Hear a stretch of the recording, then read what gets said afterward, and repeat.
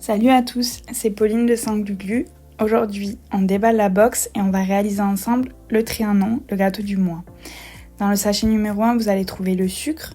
Sachet numéro 2, la farine de riz. En 3, les pétales de maïs pour le croustillant.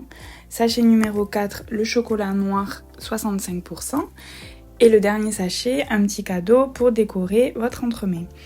Il y a également le cercle, le support or, ainsi que le rhodoïde pour nous permettre de bien démouler le gâteau.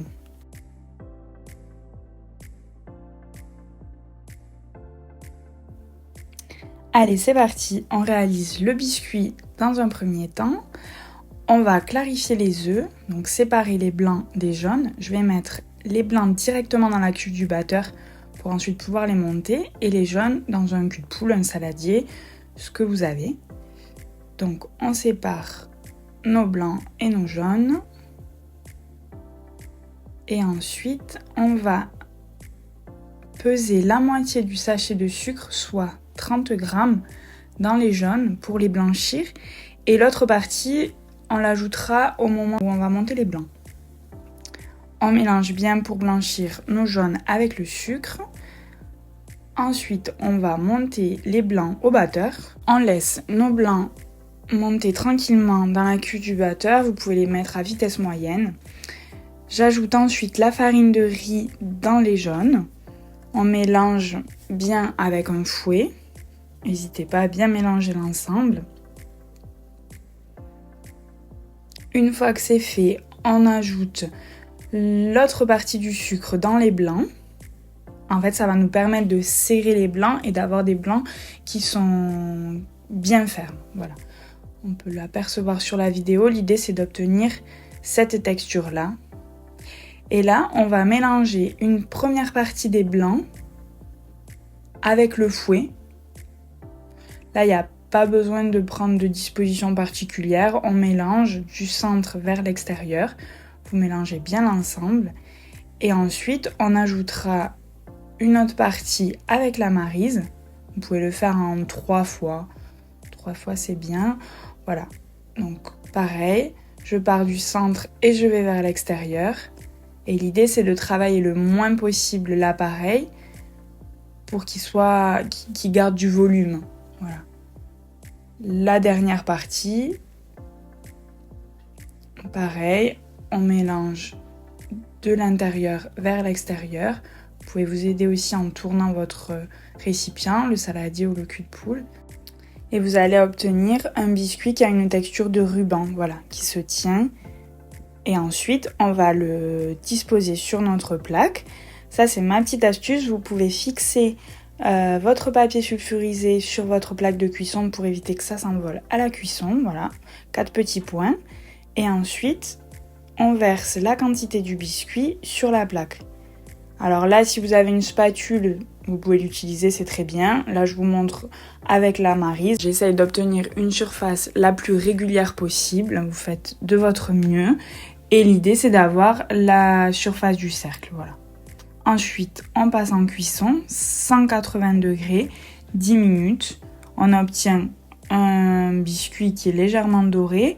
On vérifie avec le doigt qu'il soit légèrement moelleux, voilà, il ne doit pas être sec. On débarrasse notre biscuit sur la grille pour qu'il refroidisse plus facilement. Maintenant, je vais torréfier les pétales de maïs au four à 150 degrés. On les étale bien à plat dans un plat ou un autre récipient, ce que vous avez de disponible. 5 minutes à 150 degrés et entre-temps, on va découper notre biscuit. Je vous conseille de découper une autre feuille de papier sulfurisé et de le transvaser dessus. Ça sera plus facile pour le décoller. Ensuite, avec le cercle, on appuie bien partout, sur toute la surface du biscuit. Voilà, ça va nous permettre de découper tout simplement le biscuit. Ensuite, on récupère notre carton or et je vais disposer en premier lieu le cercle. Et à l'intérieur du cercle, j'ajoute mon biscuit. On le décolle avec délicatesse, voilà, pour ensuite le mettre dans notre cercle.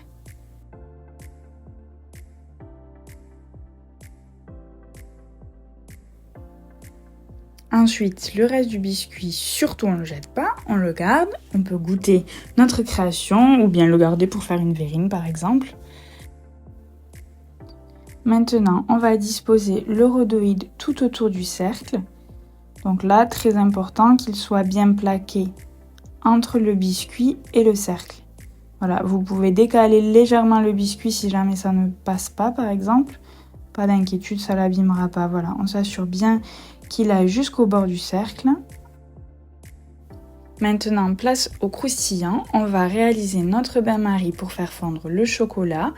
Alors, une casserole, un fond d'eau. Surtout, il ne faut pas que l'eau elle touche votre cul de poule ou votre saladier pour pas que ça déborde. On le met à une vitesse entre 3 et 4. Suivant le temps que vous avez, vous pouvez aussi augmenter la vitesse sans problème. Ensuite, on récupère notre chocolat fondu. Voilà, vous pouvez aussi le réaliser avec du chocolat au lait si vous, par exemple, ne supportez pas les noisettes, il n'y a pas de problème. On va maintenant terminer notre croustillant.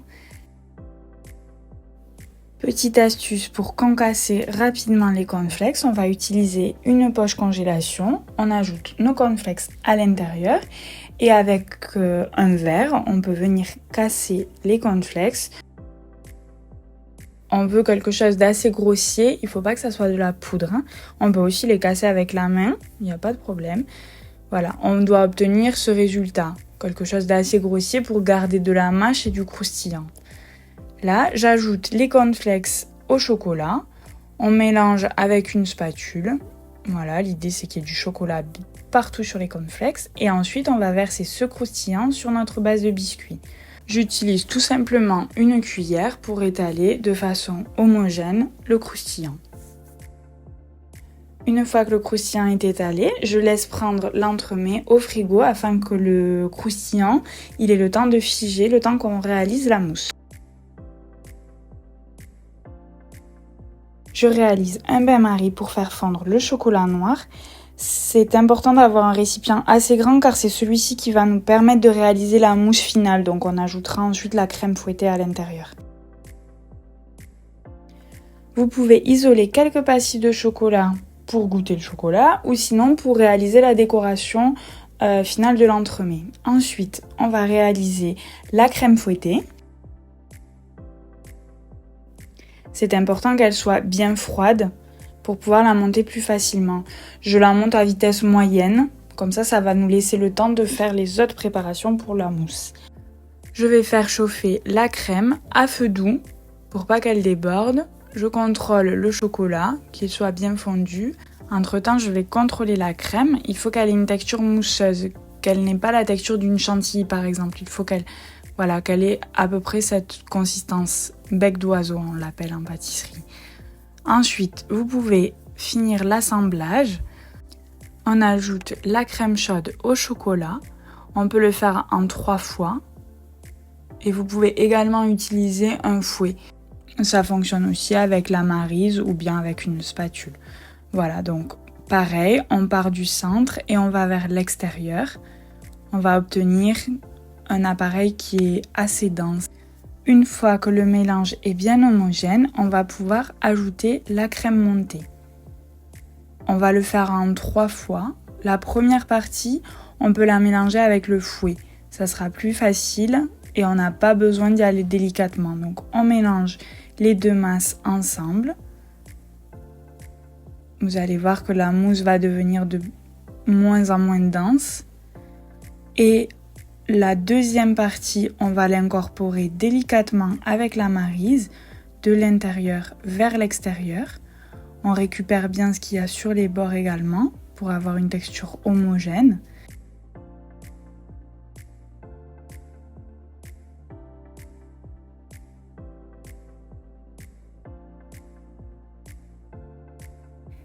Et on va terminer avec la dernière partie de la crème fouettée.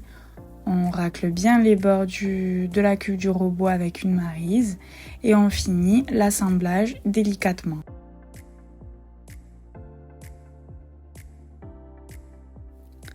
On va essayer de travailler la mousse le moins possible, c'est-à-dire qu'on essaye de mélanger le plus rapidement possible notre appareil.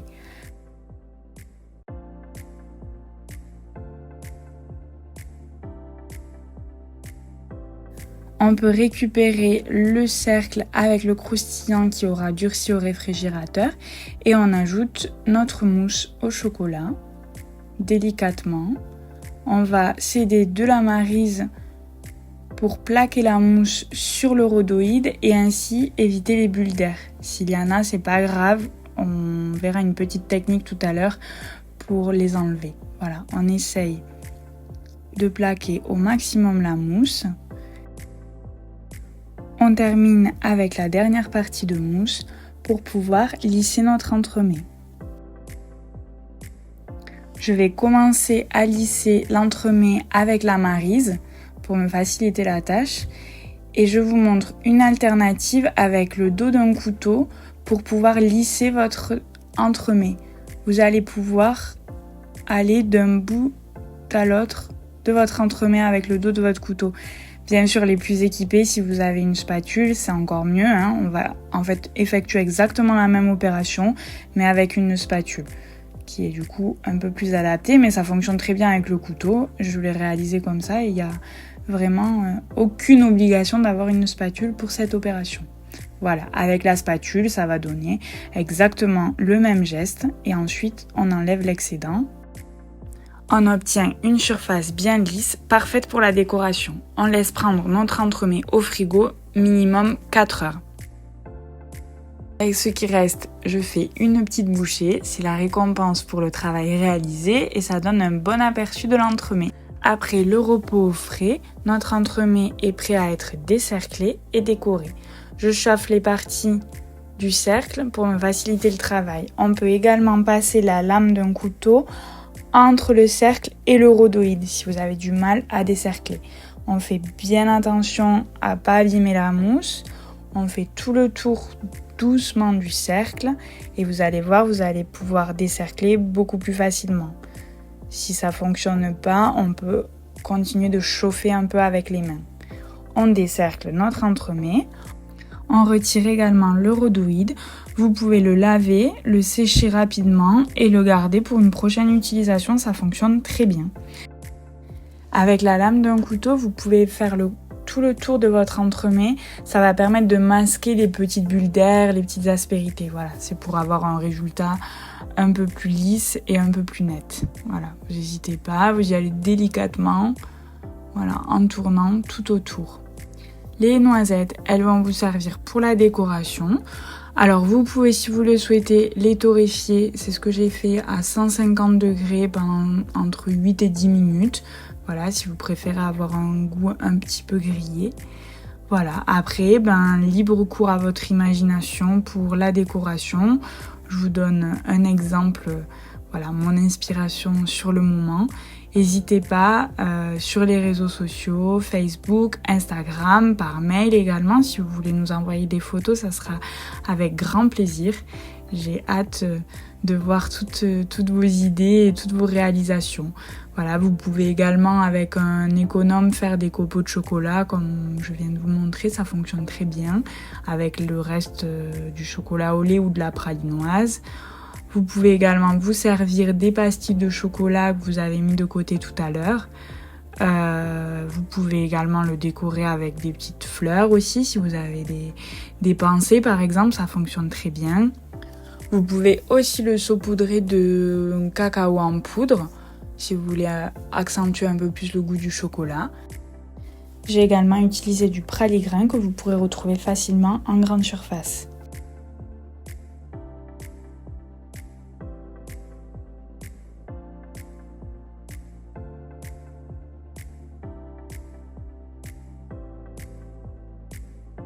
Félicitations pour la réalisation de cet entremets. On a hâte de voir vos photos et réalisations sur les réseaux. N'hésitez pas à nous identifier, à nous partager vos photos. Et j'espère que vous avez passé un bon moment et je vous souhaite une bonne dégustation. À bientôt!